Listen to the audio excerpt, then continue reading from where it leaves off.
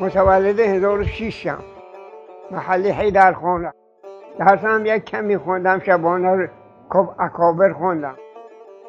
رفتم در دکان‌های بافندگاه نیستم. گفت بچه چی کار میکنید؟ برو خونه‌تون. گفتم خونه ندارم. او برو پلو پدرت. گفتم پدر ندارم. او برو پلو مادرت. گفتم مادرم هم رفته خونه سیدی کار بکنم. یکیشون استاد غلام هم اسمش، خدا رحمتش کنه، یادم داد ماشین پر کنی. این انگشتا من گرفت تو دستش، یواش یادم داد.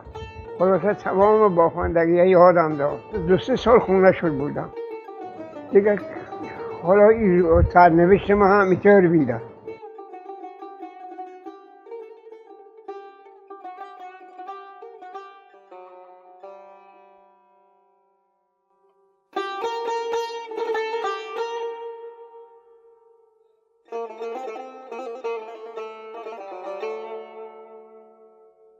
قدیم از عربیشون 4 متری می‌باختن، درجه یکش می‌باختن، 40 متر می‌باختن.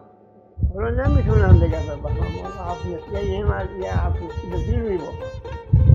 یه 2 ساعت 3 ساعت میشینم یه 7 متری می‌باختم دیگه. این کار ما کار سختیه. حالا هی بعد آمدن میگن کار نکن، پول چی کار میکنی؟ پول میخوایی ما بهت میدیم. حالا دیدین 2-3 نفر آمد، بنا بود. اونا آمدن کار خراب کردن. اونا آمدن 3 تا کارخونه باز کردن، بردن فروختن، پولدار شدن.